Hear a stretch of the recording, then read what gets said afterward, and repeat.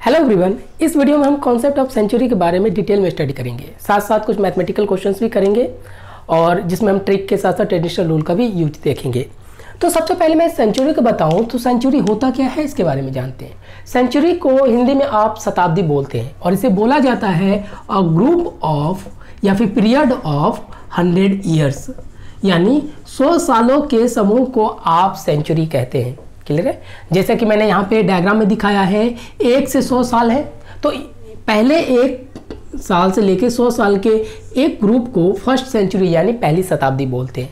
फिर 101 से 200 तक के बीच को सेकेंड दूसरी शताब्दी, फिर 201 से 3 से तीसरी शताब्दी, 301 से 400 तक को चौथी शताब्दी। इस तरह से आप देखेंगे 2001 से 2100 के बीच के साल को आप 21वीं शताब्दी या 21th सेंचुरी भी बोलते हैं।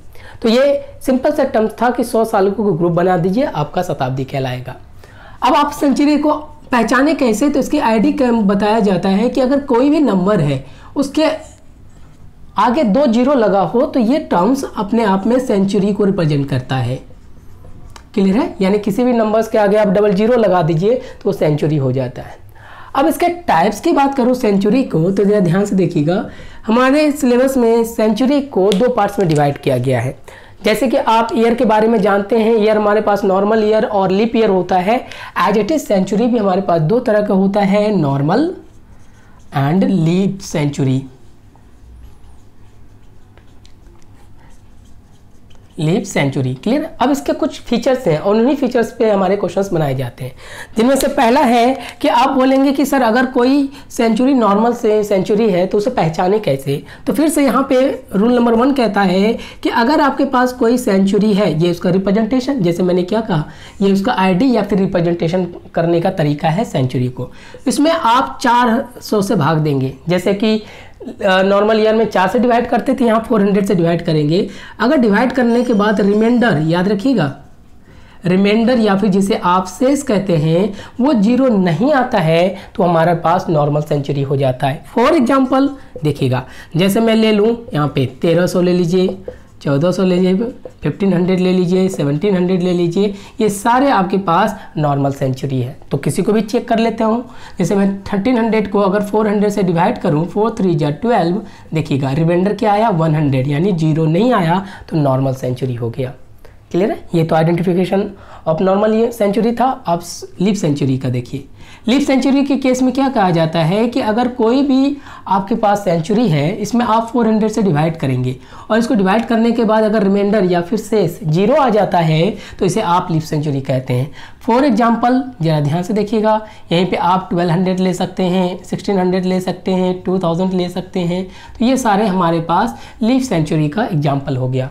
अब इसमें से आप किसी को भी 1200 को आप 400 से अगर आप डिवाइड करेंगे, देखिएगा 4 3 जा 12, तो एग्जैक्टली वैल्यू यहाँ पे डिवाइड कट जाते हैं, तो वैल्यू रिमाइंडर हमारे पास जीरो आने के कारण ये सारे सेंचुरी हमारे पास लीप सेंचुरी हो जाता है।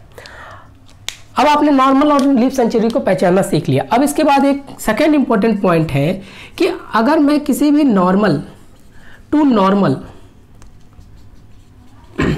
सेंचुरी की गैप की बात करूं, तो यानी एक नॉर्मल सेंचुरी से दूसरे नंबर सेंचुरी की गैप की बात करूं, तो आपको पता है इसमें से 100 ईयर्स तो होंगे। नॉर्मल सेंचुरी तो नॉर्मल सेंचुरी की अगर मैं बात कर रहा हूँ, ये देखिएगा, तो इस 100 ईयर्स में 76 आपके पास नॉर्मल ईयर्स होते हैं। ये काफ़ी इंपॉर्टेंट टर्म्स हैं क्योंकि अभी मैथमेटिकल टर्म्स से सॉल्व होने वाले हैं।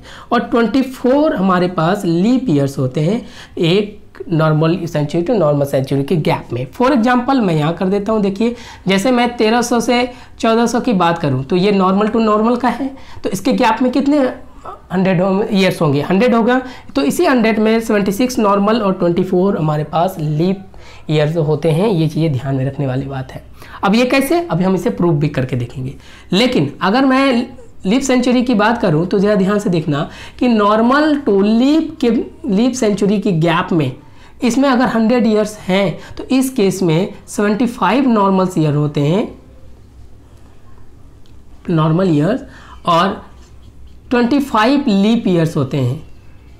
क्लियर है? तो यहाँ पे इन दोनों पॉइंट्स को समझने वाली बात है क्योंकि यही दोनों पॉइंट आपको मैथमेटिकल टर्म्स में लीप ईयर या फिर 29 के डेज को निकालने में हेल्प करने वाली हैं ये दोनों टर्म्स। तो आपको समझ में आ गया कि नॉर्मल टू नॉर्मल के गैप में सेंचुरी में 100 ईयर्स के केस में आपके पास 76 नॉर्मल हो गए और 24 leap years. As it is अगर नॉर्मल टू लीप की बात करें तो ये 75 नॉर्मल्स और 75 नॉर्मल ईयर 25 लीप ईयर्स होने वाला है।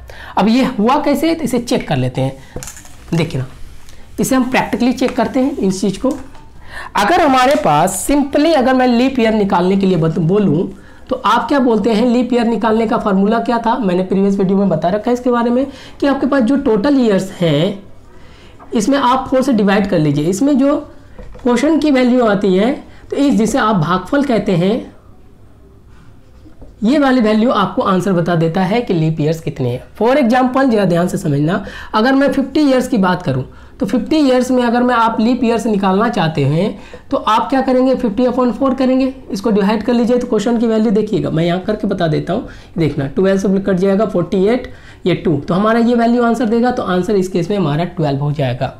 लेकिन बात है कि ये क्वेश्चन फर्स्ट था, अगर इसी में मैं 100 ईयर्स ले लूँ, जरा ध्यान से देखिएगा, 100 ईयर्स लूँ और इसमें हमें लीप ईयर निकालना हो तो 100/4 करेंगे तो यहाँ आंसर क्या हो जाएगा 25, लेकिन 25 यहाँ पे आंसर नहीं होगा। रीजन क्या है, तो ये कहता है कि अगर टोटल ईयर्स के पीरियड में सेंचुरी आ जाता है, मैं रिपीट कर रहा हूँ कि यहाँ पे सेंचुरी नहीं है लेकिन ये सेंचुरी है, तो यही बोला जाता है कि अगर आपके पास टोटल ईयर्स के पीरियड में सेंचुरी आ जाए तो हम सेंचुरी को अलग से भी चेक करते हैं। कैसे, तो यहाँ पे एक चीज़ नोट बना के देख लीजिए आप कि अगर कोई सेंचुरी लीप सेंचुरी है तब इसे आप लीप ईयर बोलेंगे। अगर ये लीप सेंचुरी नहीं है तो वो लीप ईयर में काउंट नहीं होता है। अब लीप सेंचुरी कैसे चेक करते हैं, 400 से डिवाइड करने के बाद। तो इस केस में देखना 100 ईयर्स में आपके पास लीप सेंचुरी सेंचुरी कितना है 100। अगर आप इसको 4 से डिवाइड करेंगे तो इसकी वैल्यू 0 नहीं आने वाली। तो ये कैसे सेंचुरी है, नॉर्मल सेंचुरी, यानी ये लीप सेंचुरी नहीं है। अगर ये लीप सेंचुरी नहीं है तो ये लीप ईयर भी नहीं होगा। तो यही टर्म्स है कि अगर आपने 100 को डायरेक्टली 4 से डिवाइड किया, 25 तो ले लिया, लेकिन इसमें आप 100 को भी इंक्लूड कर लेते हैं। लेकिन जहाँ पे टोटल पीरियड के केस में अगर सेंचुरी आ जाए तो उसे हम अलग से भी चेक कर लेते हैं क्या वो लीप सेंचुरी है। अगर लीप सेंचुरी होता तो लीप ईयर के केस को हम उसमें कंसिडर करते हैं, लेकिन तो ये लीप सेंचुरी है नहीं, यानी कि 100 आपके पास लीप ईयर नहीं होगा। इसलिए यहाँ पे -1 हम कर लेते हैं तो आंसर 24 चला जाता है। बात समझ में आया। एक दूसरा एग्जाम्पल से और मैं क्लियर कर देता हूँ। देखिए यहाँ पर जैसे कि अगर मैं थर्ड एग्जाम्पल लेता हूँ 125 ईयर्स, ठीक है, और आपको इस केस में बोला जाता है कि लीप ईयर निकालिए। तो लीप ईयर निकालने क्या करेंगे, 125/4 करेंगे। तो यहाँ जाएंगे तो क्वेश्चन की वैल्यू 31 आ जाएगा ये। लेकिन अब ये 31 आंसर नहीं होगा। रीजन क्या है, जरा ध्यान से देखिएगा कि यहाँ से 100 और उसके बाद 125 ऐसा कुछ आया होगा। आपके पास टोटल पीरियड कितना है 125 ईयर्स का। तो इस केस में सेंचुरी तो आया, और आपको पता है कि जैसे आपने 125 को 4 से डिवाइड किया तो ये 125 को भी इंक्लूड कर रहा है और साथ साथ 100 को भी इंक्लूड कर रहा है। अभी जैसे आपने देखा कि 100 हमारे पास लीप ईयर नहीं है तो 125 के पीरियड में इसे हटाना होगा। इसको जैसे मैंने हटाया यानी -1 करे तो यहाँ -1 करके आपका आंसर 30 हो जाएगा। क्लियर हो गया। क्यों, यही तो रूल कहता है जो मैंने आपको नोट में लिखाया कि अगर टोटल ईयर्स के पीरियड में सेंचुरी आ जाए तो सेंचुरी को हम अलग से चेक करते हैं। अगर वो सेंचुरी लीप सेंचुरी होगा तभी हम उसे लीप ईयर में कंसिडर करेंगे, नहीं तो ऐसे नहीं करते। तो 125 के पीरियड में बीच में 100 आया और आपको ऑलरेडी पता है कि 100 तो लीप ईयर होता ही नहीं है। लेकिन जैसे आपने डिवाइड किया 31 के अंदर वो 100 भी इंक्लूड है, सो उसे हटाने के लिए हम -1 कर लेते हैं। आप नॉर्मली इस तरह भी करना चाहें, 0 से 100 के बीच कितने होते हैं 24, देखिएगा अभी निकाला था आपने, और 100 से 25 के बीच देखेंगे तो यहाँ से 6 होगा। आप 25 को 4 से डिवाइड कर लीजिए, ये देखना 6 24 6 आया तो 24 और 6 30 हो गया, ऐसे भी 30 हो गया। समझ में आ गया कि कैसे हमने देखा। तो यहाँ पे बस याद रखने वाली यही बात है कि आपको सेंचुरी बीच में आता है टोटल ईयर्स के पीरियड में, तो उसे चेक करना जरूरी है। तो इसी के कारण देखिएगा यहाँ से यहाँ तक एक नॉर्मल ईयर है तो 24 होता है। तो इसलिए मैंने कहा था कि नॉर्मल ईयर से नॉर्मल ईयर के गैप में हमेशा 24 लीप ईयर्स होता है। आगे हम कुछ क्वेश्चन और भी कर लेते हैं। अगर मैं 4th नंबर क्वेश्चन की बात करूँ, जैसे 200 ईयर्स की बात करें, देखिएगा जरा और इसमें भी पता है लीप ईयर, सॉरी 2 बार आपके पास सेंचुरी ईयर्स आएगा तो उसे अलग से चेक करेंगे। तो इस केस में लीप ईयर अगर आप डायरेक्टली 200/4 कर देते तो आंसर क्या होना चाहिए 50, बट ये 50 आंसर नहीं होगा। रीजन क्या है, तो यहाँ देखिएगा, यहाँ 1 से स्टार्ट करना, 1 से अब 100 लेते हैं, फिर यहाँ से आप जाते हैं 200, ऐसे ही कुछ लेंगे। तो आपको पता है कि यहाँ पे 2 सेंचुरी आ गया 100 200, लेकिन जैसे मैंने 200 को 4 से डिवाइड किया तो ये 200 तक की वैल्यू सबको कंसीडर कर चुका है। लेकिन आपको पता है कि ये तो लीप ईयर है ही नहीं। 200 को चेक कीजिए, आप 400 से डिवाइड कीजिए तो ये भी आपका 0 आएगा, यानी 200 भी लीप सेंचुरी नहीं है। अगर ये लीप सेंचुरी नहीं है तो ये भी लीप ईयर नहीं होगा। इट मीन्स इस केस में आप 100 की वैल्यू तो माइनस करेंगे, साथ साथ 200 की भी वैल्यू को माइनस करेंगे। तो यहाँ पे कितना आंसर हो जाएगा -2, तो आंसर 48 हो जाएगा। बात समझ में आया। एज इट इज अगर मैं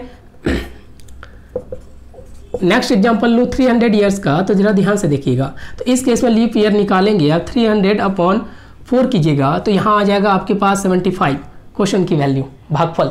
लेकिन अब देखिएगा, अब ये 75 आंसर नहीं होगा। रीजन क्या है कि 300 के पीरियड में 3 बार आपके पास सेंचुरी आता है। क्लियर है। लेकिन आपको पता है ये तो लीप सेंचुरी है नहीं, ये भी लीप सेंचुरी नहीं है, क्योंकि ऊपर आपने ऑलरेडी देख रखा है। तो 300 को भी 400 से डिवाइड कीजिए तो इसकी भी वैल्यू 0 नहीं आया। तो इसका मतलब क्या है कि 300 भी लीप सेंचुरी नहीं है। तो इस रूल के अकॉर्डिंग क्या हो गया कि अगर वो लीप सेंचुरी है ही नहीं तो आप उसको 300 को लीप ईयर में कंसीडर नहीं कर सकते। यानी इस केस में आप -3 करेंगे, 1 2 3। तो इस केस में जैसे आप -3 करेंगे तो हमारा आंसर 72 हो जाएगा। आप नॉर्मली भी करके देखिएगा तो जरा ध्यान से देखिएगा। आपको पता है कि 1 से 100 के बीच 24 ईयर्स है, 24 लीप ईयर है। इसमें भी 24 है, इसमें भी 24 है। तीनों को ऐड कीजिए, 24 24 48 48 24 72 आ गया। तो ये तो मैंने प्रोसेस से बताया, ट्रिक से ये था। लास्ट अगर मैं देखूँ आपके पास 6ठे नंबर पे, जिसमें हम देखेंगे 400 ईयर्स का, तो इसे चेक कर लीजिए। अगर मैं 400 ईयर्स की बात करूँ तो लीप ईयर क्या होगा 400/4 यानी 100, ऐसा कुछ होगा। ये क्वेश्चन काफ़ी बार पूछा गया है। बताइए लगातार 416 में लीप ईयर कितने होंगे, तो उसी का सोल्यूशन यहाँ से मिल जाएगा हमें।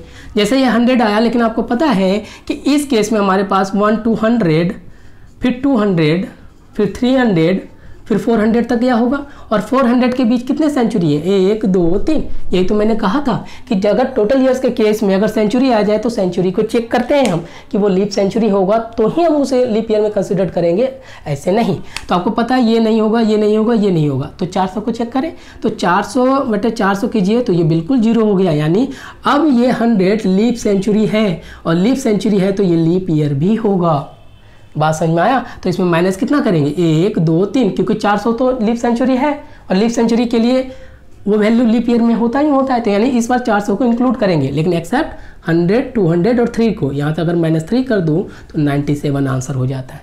तो ये क्वेश्चन काफ़ी बार एग्जाम में पूछा गया है कि बताइए 400 सालों में लीप ईयर कितने होंगे, या फिर 29 तारीख का फरवरी कितने होगा, तो आंसर 97 होगा। तो मैंने यहाँ पे प्रैक्टिकली करके दिखा दिया। इसी तरह कभी कोई भी टाइम पीरियड दिया जाता है टोटल ईयर्स के केस में, हमें ये देखना जरूरी होता है कि बीच बीच में कितने लीप ईयर्स पढ़े हैं, और कितने सेंचुरी पढ़ रहे हैं, तो उसे हमें इस तरह से कंसिडर करते हैं। क्लियर है। अब देखिएगा, अब इसी बेसिस पे एक क्वेश्चन पूछा गया है, मैं आपको क्वेश्चन करा देता हूँ। देखिएगा जरा कि अगर मैं इस तरह से क्वेश्चन बोल दिया गया क्या, हाउ मैनी टाइम्स, देखिएगा क्वेश्चन लिख देता हूँ, how many times 29 come true in 400 consecutive years. यह आपसे पूछा गया है कि लगातार 400 वर्षों में 29 कितनी बार आएगा, 29 तारीख कितनी बार आएगा, ये बता दीजिए हमें। ये क्वेश्चन काफ़ी बार एग्जाम में भी पूछा जा चुका है। ये तो ऑलरेडी पूछा ही गया हुआ है कि 400 में 29 दिनों का फरवरी कितना होगा, तो उसका भी आंसर 97, लीप भी कितना होगा वो भी। और दूसरा क्वेश्चन ये है, तो बताइए कि 400 लगातार वर्षों में, आप कहीं से भी स्टार्ट कर सकते हैं। आप 1100 से 400 1500 तक जा सकते हैं, कहीं से भी ले सकते हैं। ठीक है, इस तरह से आप चाहो तो 1 से लेकर 400 तक ले सकते हैं, कुछ भी। तो बस आपसे ये पूछा गया है कि 29 तारीख, आप मुझे बताइए कि 29 तारीख 400 वर्षों में कितनी बार आएगा। तो इसे करके देखते हैं। देखिएगा इसका सोल्यूशन, इसका सिंपल सोल्यूशन मैं बता देता हूँ। अगर मैं 1 साल की बात करूँ तो 1 साल में हमें फरवरी को हटा दूँ, क्योंकि हमें से 29 का जो सिचुएशन जहाँ पे फ्लैक्चुएट होते हैं वो फरवरी में होता है। लेकिन आपको पता है कि एक साल में अगर मैं 29 तारीख की बात करूँ तो 11 बार तो ज़रूर आएगा। इतना हमें पता है कि 11 टाइम्स तो ज़रूर आएगा, कि एक साल में अगर बात करूँ तो 29 तारीख 11 बार ज़रूर आएगा। फरवरी को हटा के बात करें 11 बार तो कन्फर्म है। लेकिन अब बताइए, अभी मैं फरवरी को हटा के चल रहा हूँ तो एक साल में 11 बार 29 तारीख आया तो हमें कितना सालों में बोला गया है? देखिए 400 सालों में। तो मैं 400 से मल्टीप्लाई कर दूँ इसको, तो आंसर पहले हम कहाँ तक चले जाएंगे, यानी 4400 तो आएगा ही आएगा। लेकिन अब आपको ये देखना है कि यहाँ तो 11 बार ले लिया, लेकिन आपको पता है कि 400 वर्षों में आप देखेंगे कि लीप ईयर अगर मुझे पता चल जाए तो आपको पता है कि 400 वर्षों में जो ईयर लीप होगा उसमें 29 का होगा। तो आपको पता है कि 400 वर्षों में अगर मैं बात करूं 400 ईयर्स में टोटल लीप ईयर की अगर मैं बात करूं तो आपने अभी निकाला उसका आंसर कितना है? 97, यही कुछ होगा। यानी अगर 400 वर्षों में लीप ईयर 97 है तो 29 तारीख भी कितना रहा होगा? 97 बार रहा होगा। तो आप डायरेक्टली दोनों को जोड़ दीजिए तो हमारा आंसर हो जाएगा ये वाला पार्ट। क्लियर है? तो मैं इसे एक बार रिपीट कर देता हूँ कि हमें पता है एक साल में 29 तारीख कितनी बार आएगा? 11 बार। तो क्योंकि 12 महीने में 11 बार तो 29 तारीख आएगा, लेकिन फरवरी का हमें अभी नहीं पता तो उसे हम पहले हटा के चलते हैं। तो 400 वर्षों में 11 को गुना कर दें तो टोटल 4400। अब हम ये देखते हैं कि 400 वर्षों में लीप ईयर कितना आया, और उसी अगर लीप ईयर है तो 29 तारीख होगा। तो हमने पहले से ऑलरेडी निकाल रखा है कि 400 वर्षों में लीप ईयर 97 बार आता है। क्लियर? तो 97 बार 29 तारीख पड़ा होगा, तो इसमें से मैंने 97 जोड़ दिया तो हमारा आंसर ये हो गया। क्लियर है? तो ये आपके पास फुल डिटेल एक्सप्लेनेशन था सेंचुरी का। और इस टॉपिक से रिलेटेड क्वेश्चन की PDF टेलीग्राम चैनल आपको आचार्य एजुकेशन में मिल जाएंगे, तो वहाँ से आप से डाउनलोड करके क्वेश्चन सॉल्व कर सकते हैं, जो आपके एग्जामिनेशन पॉइंट ऑफ व्यू से काफ़ी इंपॉर्टेंट होगा। Thank you.